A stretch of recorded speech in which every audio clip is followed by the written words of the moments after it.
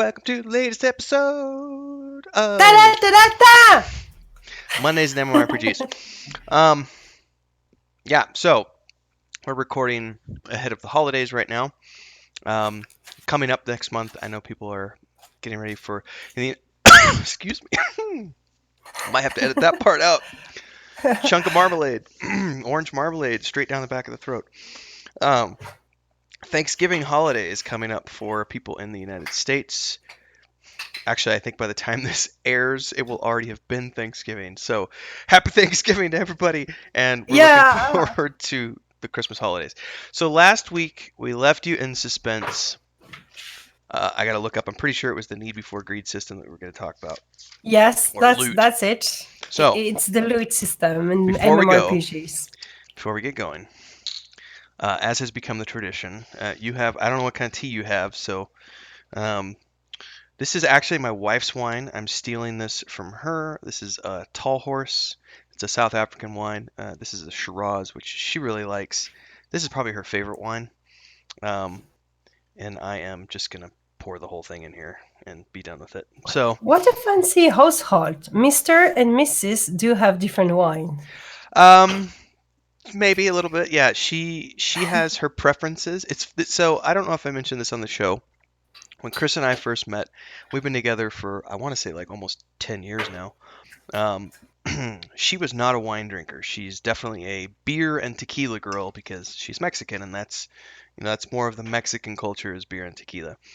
And I was not a big tequila drinker when I moved here. I do like tequila now, and there's a lot of really good tequilas here in Mexico. But I've always been a wine person.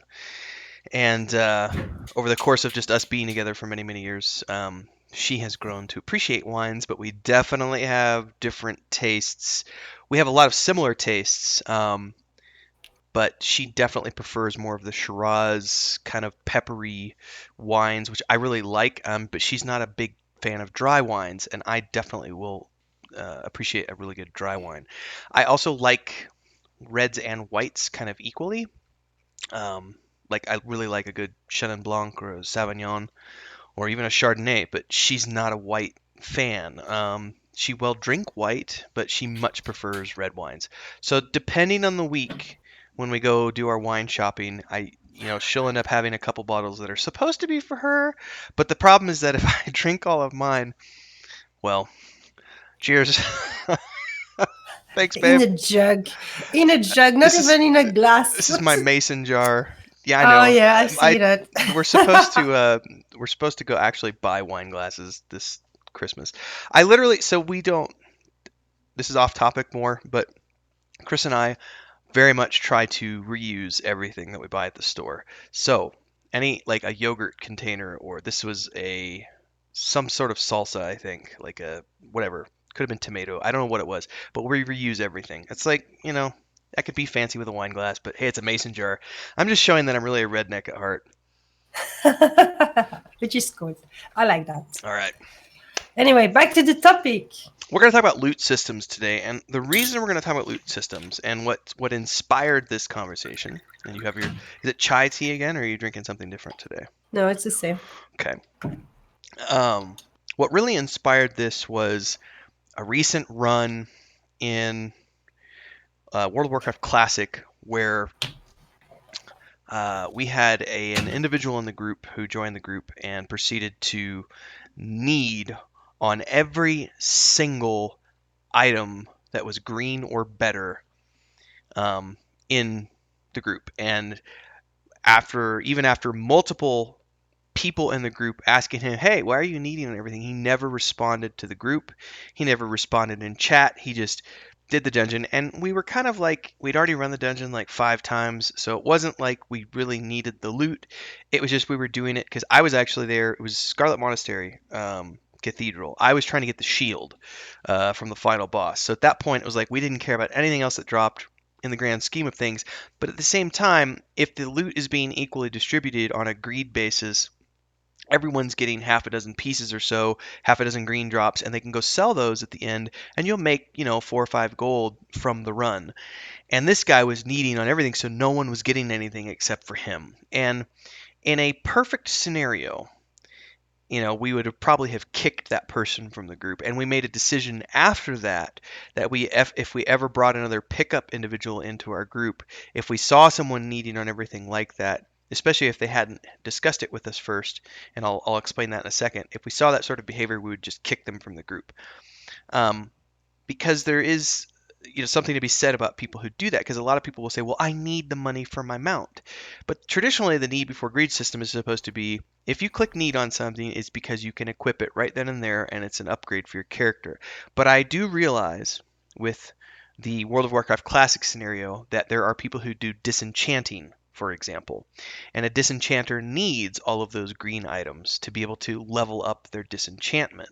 But if you are a disenchanter, you should make it known to the group that you're disenchanting, and you should ask the group's permission to roll need on every single thing that drops. Because, if you're in a situation like that where you're a pickup person coming in as someone else's pre-made group, chances are you shouldn't be needing on everything, even if you are a disenchanter, unless you've gotten their permission first, because everybody's there to have fun and everything else. But at the same time, we all have repair bills, we all have costs for everything else. Exactly.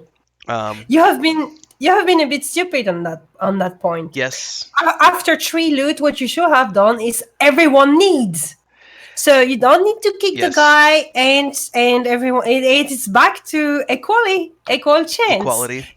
Yeah, you see him doing that twice on two things. Well, then everyone is needing from now. Yeah, in retrospect, we could have done that. I didn't actually even think about that in the moment. It was more of we were all in Discord bitching about the guy, like, what do we do with this situation? And I don't think Yeah, anybody even see. thought about just everybody clicking need. This is something that I very often check. In some group, you have some special item, like, or it can be even in a different game. It doesn't need to be just for World of Warcraft. See what is the etiquette of the group. Hmm. If there's a mounted go, is everyone greeting or is everyone needing? So when I do not know, I wait that everyone is rolling, and then I see, okay, apparently everyone is needing. I'm needing too. And if it is everyone is greeting, then I will greet.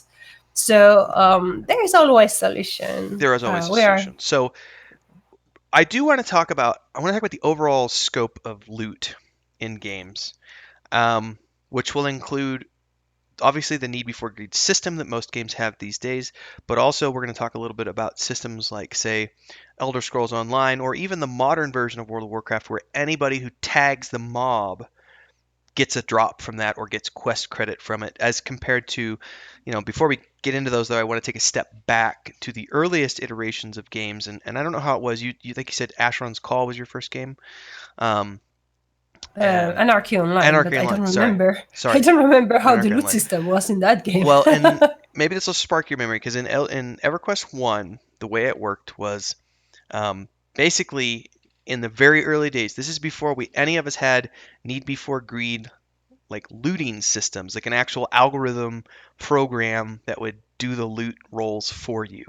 What you would do is you had a group, you'd get together, something would drop on the mob. And generally what we did is we would have someone, at least in my guild, the way it worked is we had someone who was designated as the master looter for the group.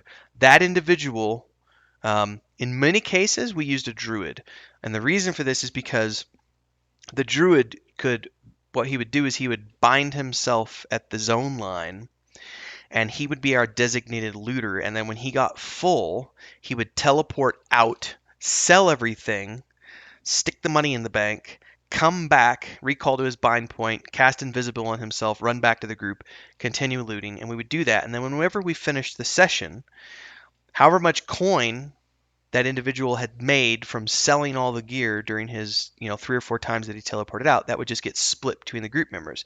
And anything that dropped that was an actual magical item, the group would roll on it using the in-game roll system, just like we roll for chests in World of Warcraft Classic. You would /roll Yeah. whatever number, and then whoever gets the high roll wins that item. Now, I think one of the big differences in early EverQuest is that there wasn't a lot of magical gear dropping in that original game, because it was mostly, much like Saga of Lucemia is going to be doing, it was mostly mundane items, and then the really rare gear had magical stats on it. So it wasn't like every single mob was dropping something that the group would be rolling on. It was like maybe one mob in every 100 that you would kill would have an actual magical item that the group would need to roll on, and the rest of it was just vendor trash that your master looter would just loot and sell for everybody so that you didn't have to worry about people getting their bags full. The other thing to consider in EverQuest 1 was we had weight limits. So if you were someone like a wizard and you only had like 20 strength, or whatever, you could only carry a few swords before suddenly you were overweight and your character couldn't move anymore. Or a monk whose armor class literally depended on you not being over encumbered. So you really didn't want to carry anything on your monk because you were trying to keep your weight as low as possible so that your armor class would be as high as possible. So there was this protocol in place of, each group would have a designated looter, or we would use an alpha system where it's alphabetical. So just you go in an alphabetical order and everybody gets to loot a body, so it's like Andrew's first, Denise is next, Frank is next, and you just go down the list until everybody's looted a Mm-hmm. body, and then you just restart the system, and then you roll on magical items. So there's kind of different ways to do that.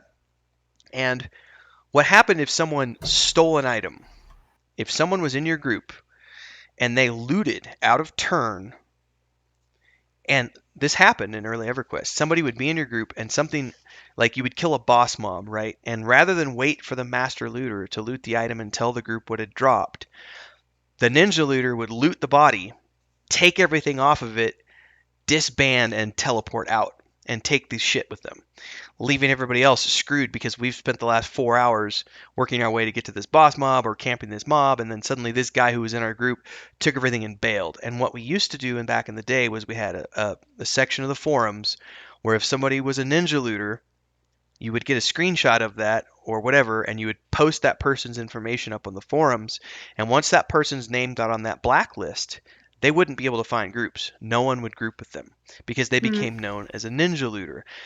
Now, obviously, that none of these are perfect systems, which is also why eventually games started putting in these automated systems where instead of manually having to roll an item, you would, like in World of Warcraft Classic as an example, you get a pop-up which shows the item, and then you have the choice to need or greed on that item. And obviously, the game has progressed these days where now we have multiple versions of that loot system where you can choose like the need before greed system, you can choose the group all system, you can choose master looter. There's a lot of different options to choose from, and you can set the rarity level upon which an item is rolled for. So if nobody cares about green items, then nobody needs to roll on green items. You just loot them and they go to whoever.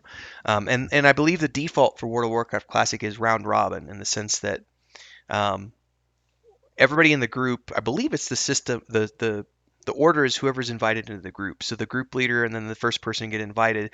And so basically all the trash loot, everybody gets a chance to loot a mob. It won't show the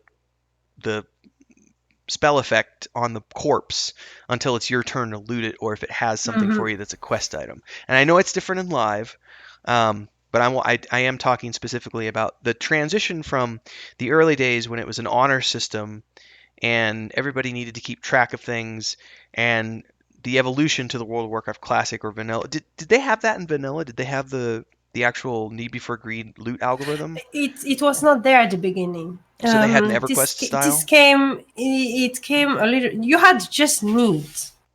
So either you were needing or you were passing.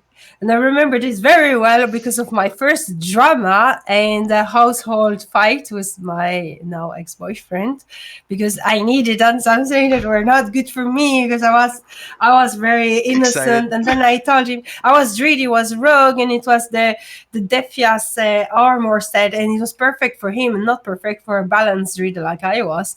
But it was leather, so I didn't pick. And then I loot it and I say, "Oh, but it's fine. Don't be mad. I will get it to you." That's But no, so down. idiot, it's all part.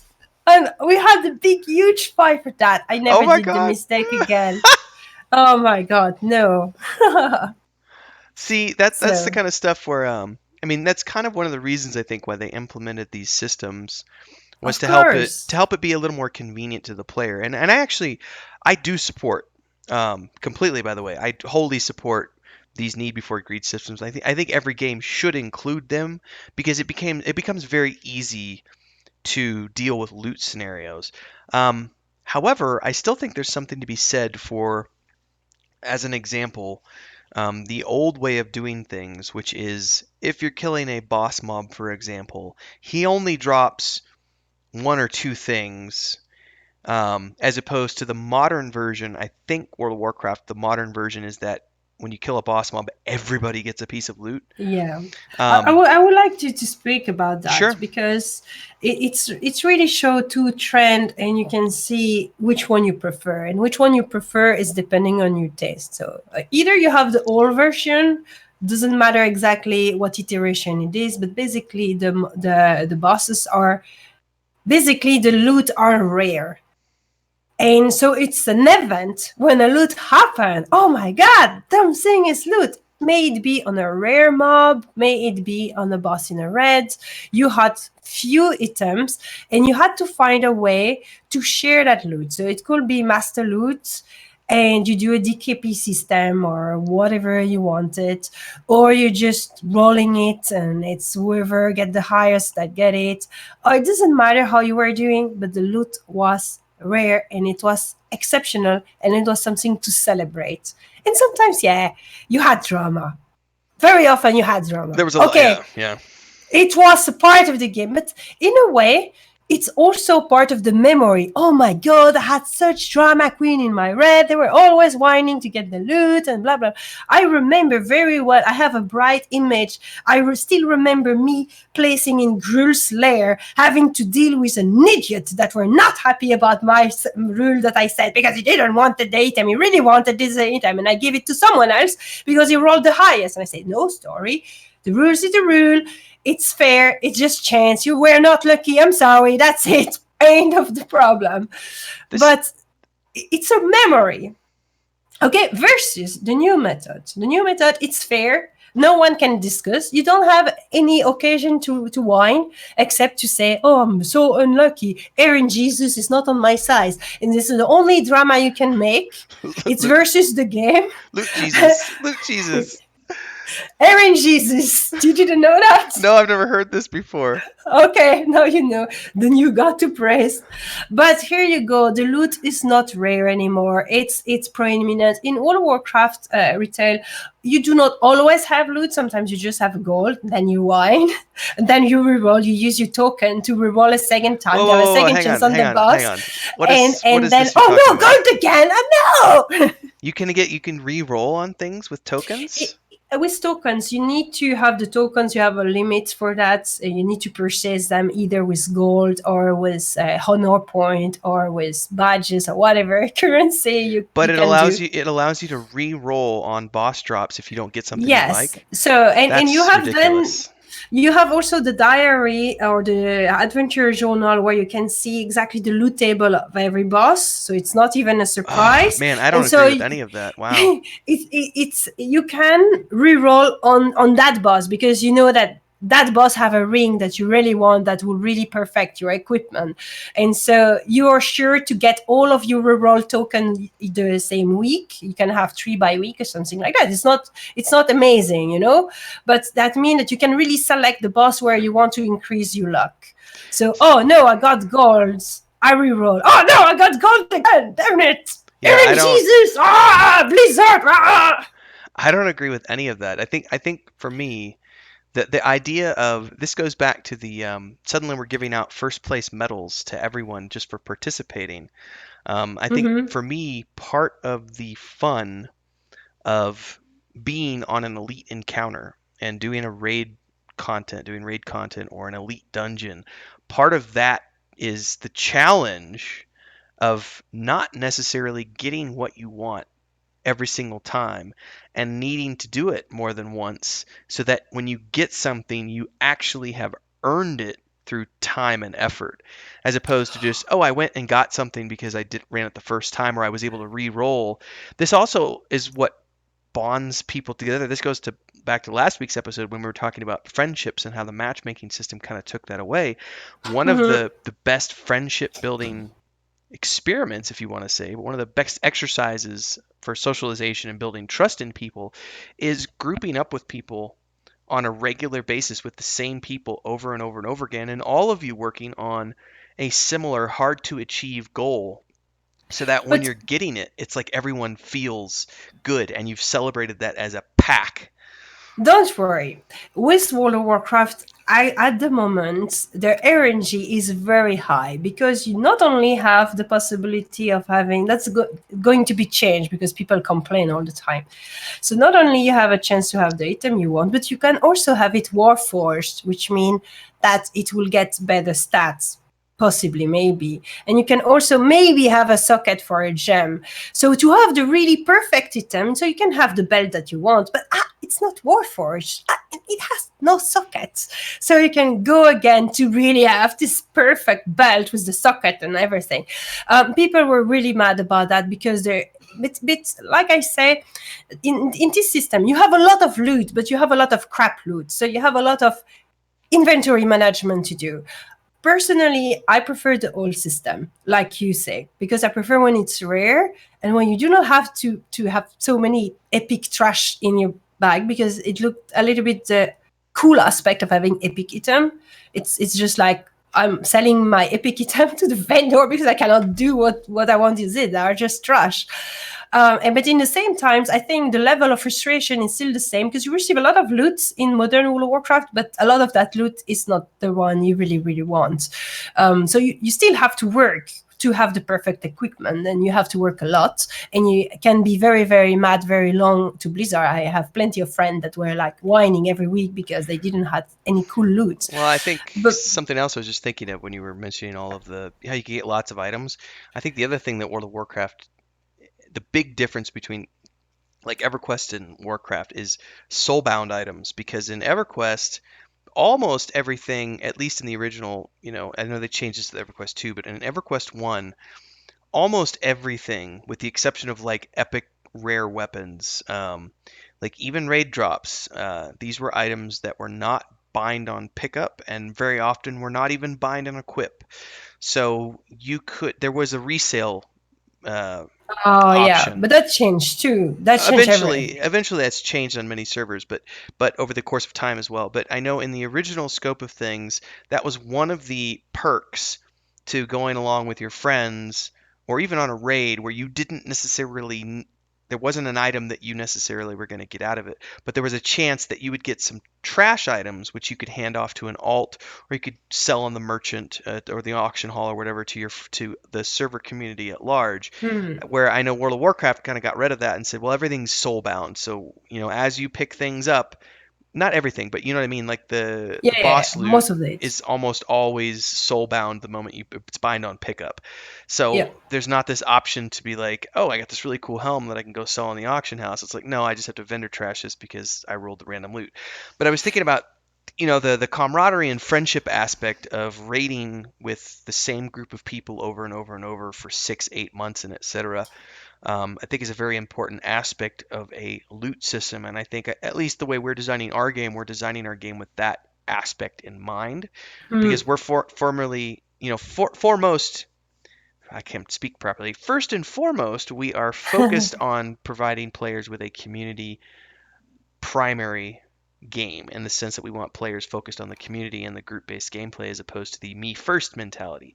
And the World of Warcraft system is definitely focused on that me first mentality, and also because they just have, like, even in classic, I know it's worse in retail, but even in classic, you have, of the whale, of the bear, of the tiger, of the bull, whatever. You have all of these permutations of an item that can drop that have all these different stat combinations, but at the end of the day, it's the same thing. It's the same sword, it's the same axe or whatever. It just has different stats attached to the name. And they've made magic commonplace. They're not rare, and we're actually focused on rare items.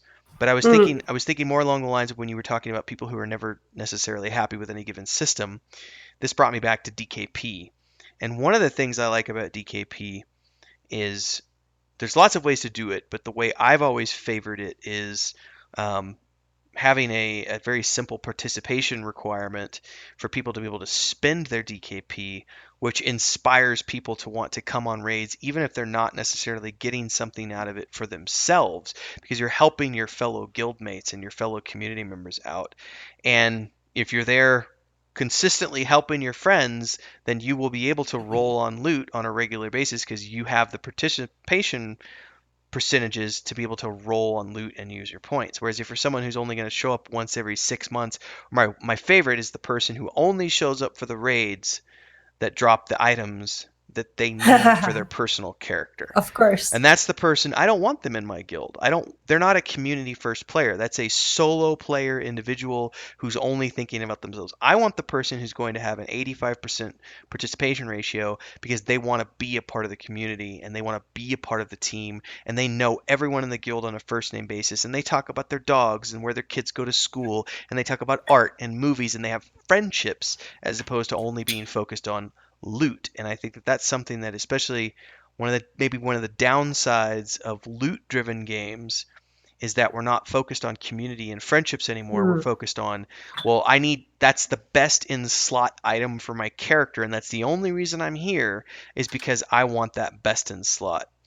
And I've seen in in the general chat in Classic, people are putting together pickup raids and certain items are reserved. And I see people complaining that it's not fair that those items are reserved. And I'm like, what are you smoking? It's not fair. Those people have been putting together those raids and continually running those raids, and they're participating in every single time they go. They have the right to reserve the best items for themselves because And they're if you the ones disagree, don't join that raid. or put one Join another together. one. Yeah, put one together Yeah. yourself where you reserve the best items in the game or the best items in that raid. But I'm very much in favor of anything that promotes community as opposed to loot, per se. And I know that, in our game, loot is very important in the sense that magical items are rare. Not in the sense that loot is important, like Warcraft, for example, or Final Fantasy, where you need best in slot items. But thinking back to early EverQuest, the difference between being in a full set of banded and then moving up and getting your first raid set of gear where you've got resists on the gear as opposed to just armor class. That is a huge difference going from just armor class to armor class plus resists. And if those are items that require teamwork to obtain, the victory is so much sweeter when you're overcoming those challenges with a group of friends. I've said that there's the nice way to say it is, a sunset is beautiful and it's a great thing to enjoy a sunset. A sunset is even more enjoyable when there's someone else there with you to appreciate that view so that you can share that experience. The same can go for many things. The more Yeah. crude way to say that is sex is great, but it's better with another person. It's like there's lots of ways we can Very well apply said. I agree. it's one of those things where everything is better with friends, and I think it's a takeaway when we start looking at loot systems. And I think a lot of games, as opposed to designing the loot around the community aspect of the game, they're just throwing loot in there because that's become this kind of cheap way of giving players a sense of Yeah. horizontal progression. I don't really know because they have different games, and when I came out of World of Warcraft and when I made my first World of Warcraft overdose and I played Guild Wars 2, I was really happy about all the system put in place in Guild Wars 2, which were the first game I encountered where you had this sort of um, they were making the game social in a very different way than World of Warcraft, in It's the all sense group where participation, yeah. everyone was hitting on the same mob. You were being rewarded. If you see someone down, you could help it to get up again. If you were several person to resurrect this person, it was going faster. So you had this feeling of automated collaboration, and your character always says thank you instead of you. So it's cool. Um, it has a good side where it feels really cool. Like there is no drama. There was no drama in Guild Wars 2. It was very refreshing for me. coming from World of Warcraft, to realize, oh, everyone is happy and playing and being happy to tag along because you're not stealing the mob of someone else. So you're happy to see someone else in the same zone than you. You're not like, oh my god, he's going to steal all my mobs, and it's not going to steal my loot. It's not going to, it had this nice feeling. It was refreshing. But now, with over time, I realized that it also has taken away something. It's like everything is it's like automated kindness. So it's Hmm. cool. Everyone is nice and kind, which is relaxing. You don't have to handle it. But in the same time, it's kind of also nice when you have to work for it. And I'm looking forward a more old-fashioned game like we are going to do with Saga of Lucimia, where you have to organize yourself, where the loot is more rare, and when you are kind, not just because it's automated and there is no circumstance whatsoever that can initiate anger, but because you have decided to be a person like that, where you make the choice. It's like in the Guild Wars 2 scenario, you don't have the choice. You will be nice anyway. Yeah, it's just built in. This I actually remember this because one of the things I laughed about when I briefly played retail before I was with your community on the European side Mm-hmm. before Battle for Azeroth, it blew my mind because you get credit. Everybody gets credit when they tag a mob, so it's shared credit, it's shared quest drops, shared everything. And I remember because I was running off with my hunter somewhere, and there was another guy, and he was killing the same mobs. And as a hunter, I literally what I was doing was I was pulling all my mobs, and then I would run around, and anytime I would see him pull a mob, I would just tag one of his mobs and like throw a dot on it or something so that I was doing some sort of damage to it so that I was getting quest credit and drop credit. And the guy got upset and he was like, "Stop doing that." And I'm like, I sent him a message. I was like, "I don't understand what you're upset about. You're getting credit.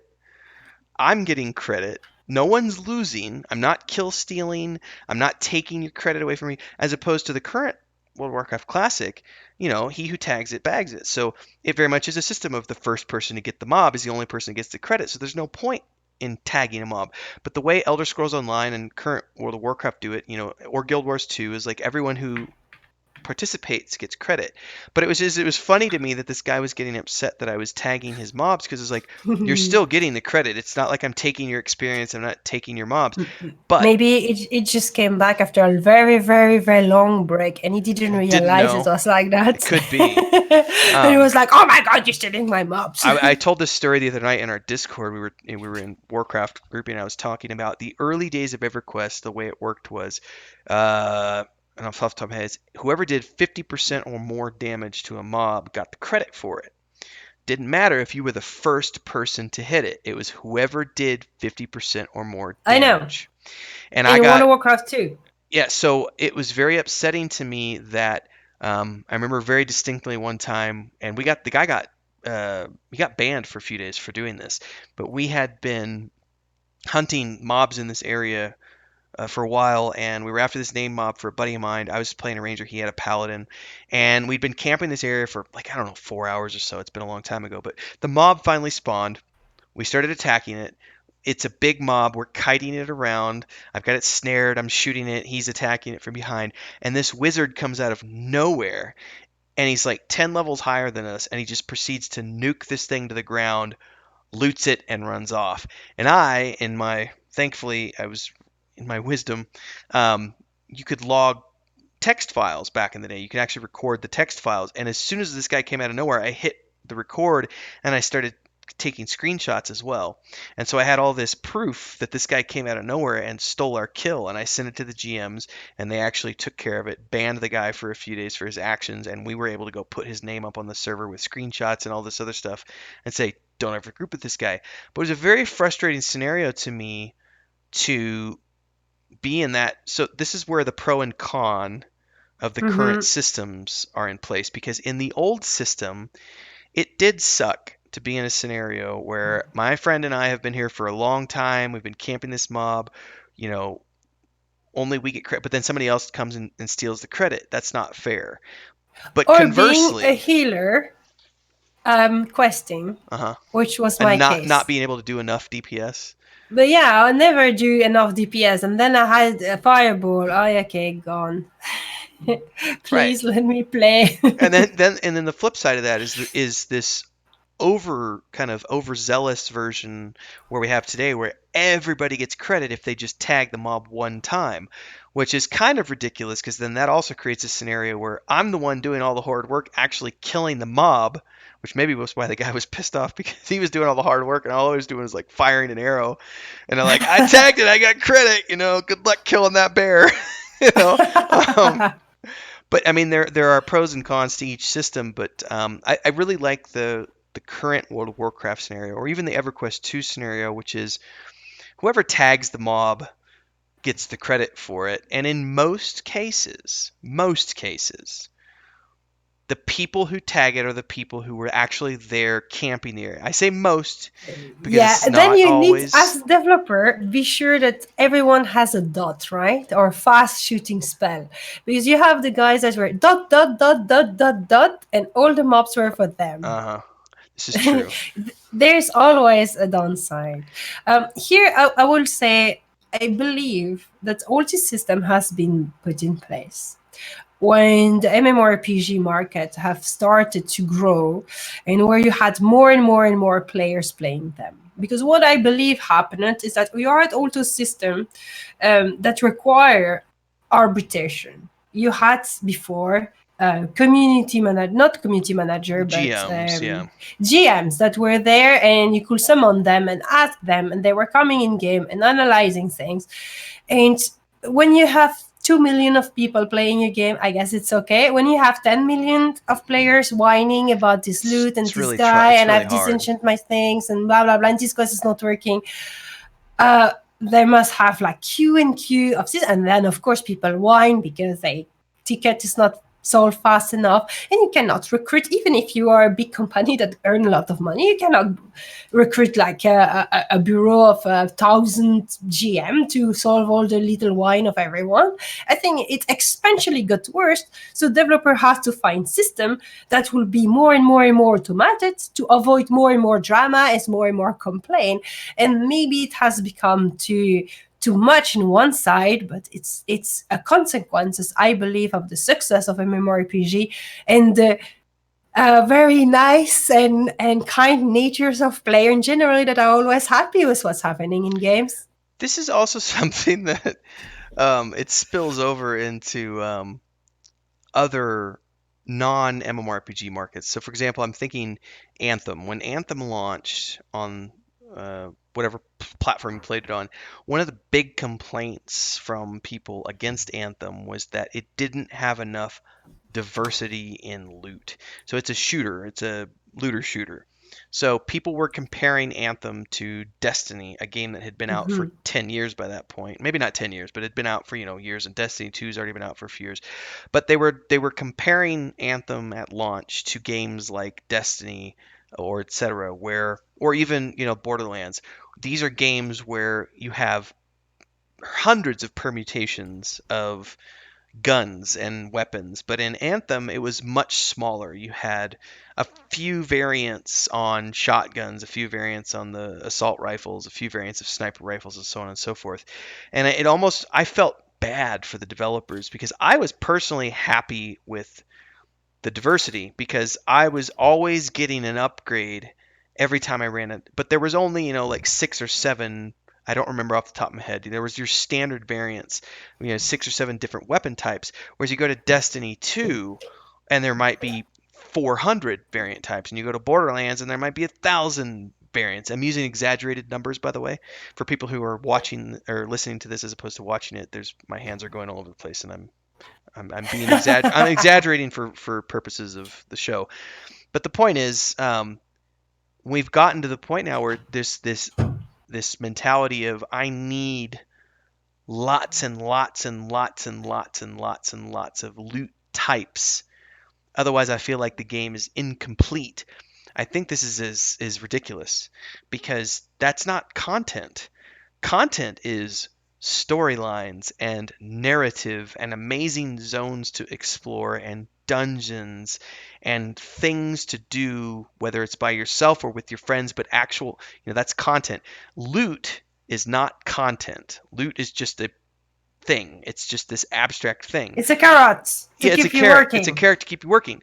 But for many players, because they've become ingrained into this system where developers have said, hey, it's really easy for us to create this system that automatically creates permutations of weapons.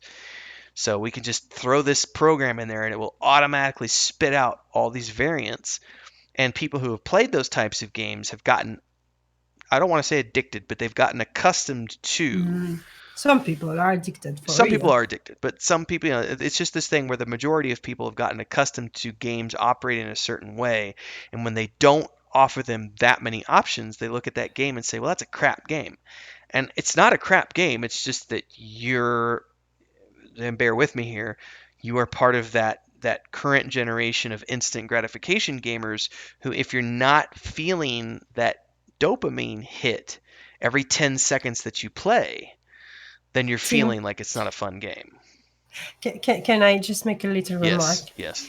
Be very careful the way you're speaking, because one day you will get a okay boomer in your face I while you're will. not even a boomer. I will. Yeah. You're not incorrect. Okay, boomer. Um, It's going to it happen will to you. I happen now. smell it. Somebody's gonna do it. Somebody's gonna leave it in the YouTube channel now. You're like, but I'm a millennial too. Come on, guys. Technically I am, but yeah, I'm an old man millennial. Um, but these are the kind of scenarios where I think people have lost their way. I also look at, and despite how fun people find Pillars of Eternity, or not Pillars of Eternity, that's not the right game I'm thinking of. Uh, Path of Exile. This is a game where it's all about cosmetics. Same with Fortnite, all about cosmetics. This is how these games are making money.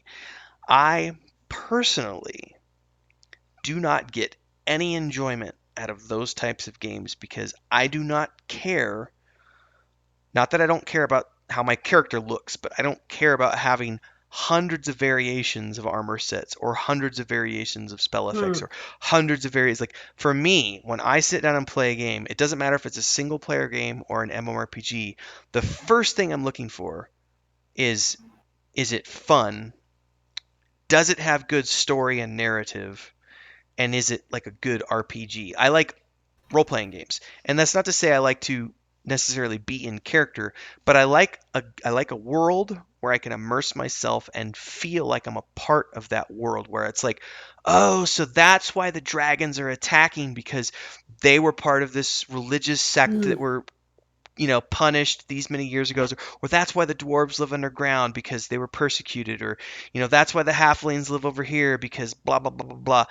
I like games that have story and give me a reason to be a part of that world and actually, live in that environment with air quotes, as opposed to a game where it's like, here's 500 different skins that you can put on your character and different eyebrows and different ear piercings and different tattoo colors.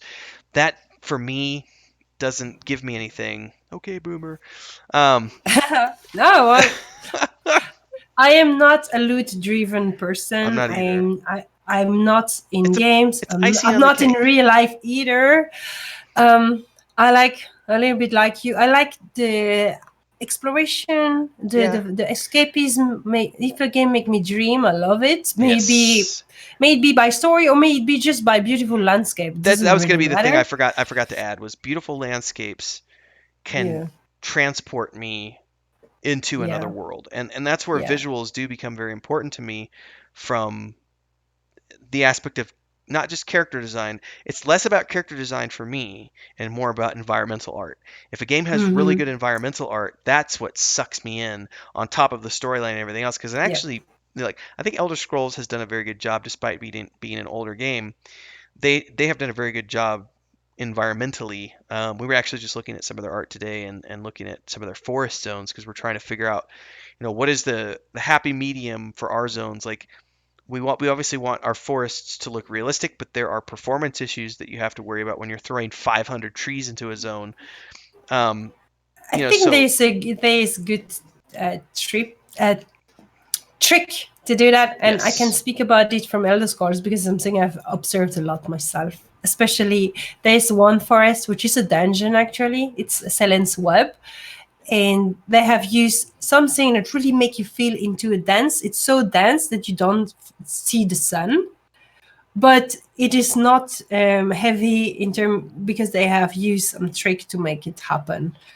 And it's a little bit what you see in the Forest of Ashenvale in World of Warcraft as well. It's the same Yes. kind of We're trick. we're looking at that kind of stuff right now because we're trying to figure out how do Yeah. we make this look dense but not actually be dense, because if you have it actually dense in an MMORPG setting, your frame rates are going to tank because Yeah, it's exactly. Trees are super bad with trees are that, super right? bad because there's also, there's occlusion, there's shading, there's LED stuff going on, and then what?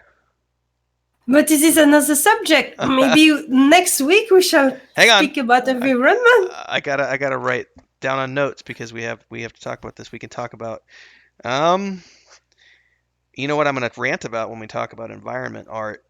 Um Oh, this is going to be so good. environment As we art. are too fun about that aspect of the games. I'm writing this down real quick.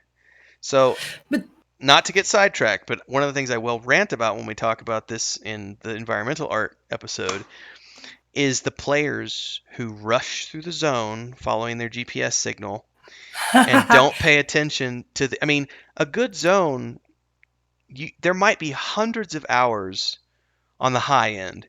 On the low end, there will be dozens of hours of work put into that zone for the set decorations, for the murals, for the environmental art, for the foliage and vegetation, for the spell effects and any sort of visual effects that are going on, the skybox, the lighting, the day-night cycle, volumetrics, clouds and lighting, all this other stuff. Dozens of hours on the low end, hundreds of hours on the top end, and players will literally run through it on their 15-minute hard road and get to the end of the dungeon and be gone and never take the time to appreciate like the little carvings on the wall or the paintings that someone worked on. Or my favorite in Elder Scrolls Online is the books that are filled with all sorts of just like lore tidbits that no one ever bothers to read because they're like, well, I'm not getting a skill up from it and it's not making my character progress, so nah.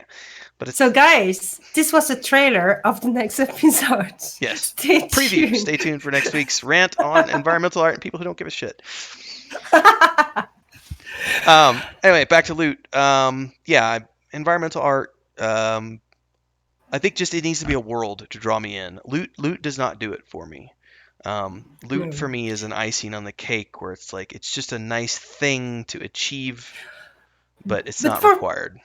for people, loot is very important. So the interesting question is that you guys, what are you interested the most? Do you like when you have a rain of loot that come into your field? Do you enjoy that? Do you find excitement about that? Or do you prefer when loot is very rare and very exceptional? What is giving you the most pleasure? This is something else to think about. On that same topic is the difference between early MMOs, even World of Warcraft Classic, EverQuest 1, where you would get an item that would last you weeks to months, as opposed to the current scenario where you have an item that might last you for 2 game sessions, maybe.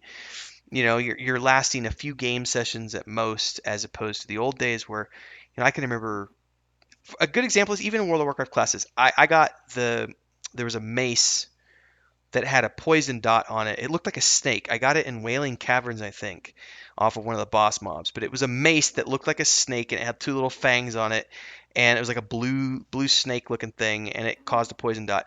I literally got that at level 19, and I did not get rid of it until level 42. So to put that into perspective, it took me. I'm just now 47, and I've been playing Classic for 3 months basically. So I used the same weapon for about 2 months of game time, like 2 months of game sessions. Obviously, I'm not playing hardcore. I play 3 nights a week for about 2 hours each session. So I'm not playing, die hard. But I got 2 months out of a single weapon in World of Warcraft Classic, and I can go back to EverQuest 1 and think about like when I finally did the quest to get my True Shot bow, which that in and of itself was a multi-month process to do the quest to get my True Shot bow. I had that True Shot bow for about, I want to say, a year and a half before I did the Raincaller quest. So think about that perspective is like having a weapon that you're going to use for a year and a half of real time, as opposed to a weapon in current games that you're only going to use for maybe 2 to 3 sessions, possibly 4 to 6. And what's your preference? I know I definitely prefer things where if I guess it just depends too on if it's something that you're working towards and it takes you several weeks to get, as opposed to something you got the first time you ran a dungeon and it's like, oh cool, I got this weapon. If I use it for a few weeks, it'll feel cool. But if I went out and spent 3 months questing for an item, I want to know that I'm going to be using that item for the next month and a half, not have it replaced, you know, 2 months from now or something. As I'm someone that really don't like inventory management, and as I'm not someone that's so much after loot, I prefer loot that is scarce, rare, and which is an event in itself, because then I have a reason to be excited about it. In the games Hmm. like they are currently, maybe Elder Scrolls, Guild Wars 2, World of Warcraft, what I try is to have the equipment I need to have to be able to do the content I want to do. And after I don't care anymore, I don't even want to look about it. I don't want to take care of it. But that's because there's nothing exciting about the loot anymore. It go too fast or there's too much. So as there's an overabundance of it, I'm just like, screw that, I'm Uh, throwing it away. I just got another. We got But another episode out of that right there because that's the overabundance of loot versus rare items. Because this is something we've talked about a lot in the development of Saga is the idea of items like going back to EverQuest, where uh, EverQuest versus World of Warcraft. In World of Warcraft, there is what the best in slot items, and many people, if you don't have that best in slot item, they consider you to be an inferior player. So everyone tries to get those best in slot items, as opposed to EverQuest One, where there were lots of items that you could get that did similar things. There weren't any. There were a couple of best in slot, but it was somewhat opinion based.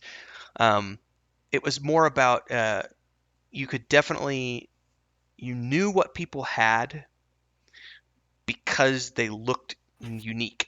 They didn't have matching armor sets and they didn't have, matching daggers and matching swords. It was like a mismatch. And you go, oh, that's the breastplate from there, or that's the sword from there, because it looked very unique. And when we're talking about this overabundance of loot these days, where it's like of the bear, of the tiger, of the whale, of the whatever, and you've got 10 variations of the same exact sword, and that graphic doesn't change, and you've got literally tens of thousands of players running around with the same some version of some permutation of that sword, that kind of ruins the uniqueness. Whereas I'm thinking back to, maybe you can tell me about World of Warcraft, but I know in EverQuest 1 in the early days there were items like the short sword of Yakisha, which had a very unique visual to it, and it was very hard to get, and not everyone had it. And I remember when I finally was able to get two of them with my ranger, I was considered in like the top 10 rangers on my server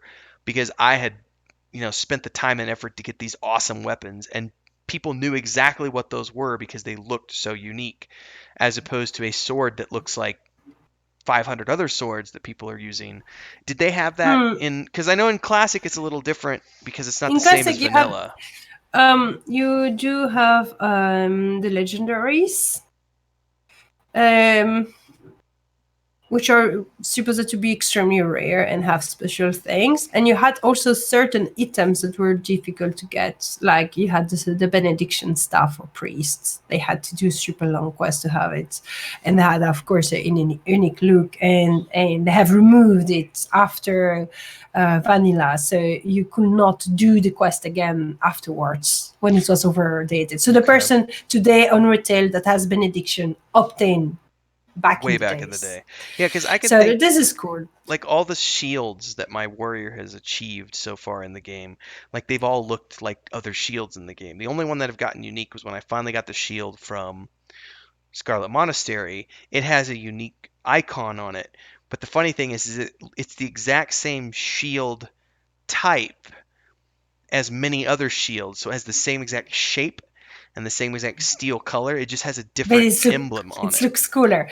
And then you have this awesome shield that you can have in Walling Cavern that's come from the boss Crash, which is the turtle, which is an optional boss, We and never which look found like it. Yeah, a turtle shell. we killed him probably half a dozen times and never got the shield to Oh, drop. that's so sad. But you see, This is cool stuff. This is what I like. I like when in game anytime is very rare. I like when it's feel like a Dungeon and Dragon game where it is, you receive Wow, that's a the really good. weapon, and there's only one person in the group that maybe every 5 or 10 session, and so oh my god, I got this is a That's a really legendary good item from example the.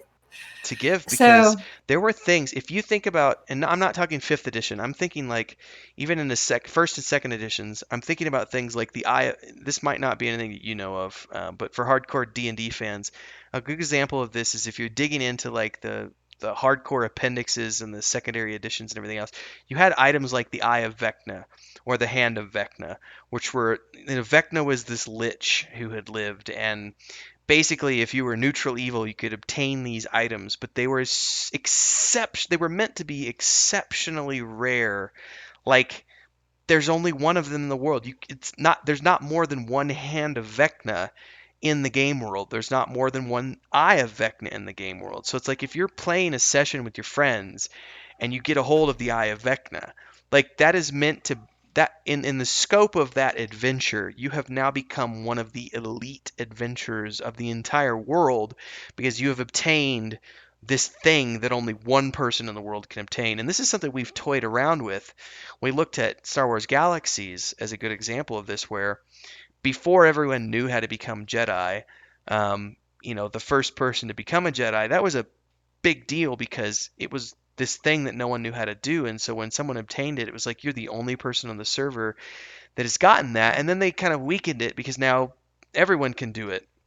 But we liked the idea that in Star Wars Galaxies, in terms of crafting, everything was unique. And when I think about loot in the scope of this discussion that we're having today, something we have discussed is one per server items. Like actually having items that only one person on the server is ever going to be able to obtain, because we would really love there to be this sense of like awe and yeah, awareness where it's like, wow, that person, like they got that. Not only were they lucky, but it took, they ran that same dungeon 40 times with 45 people.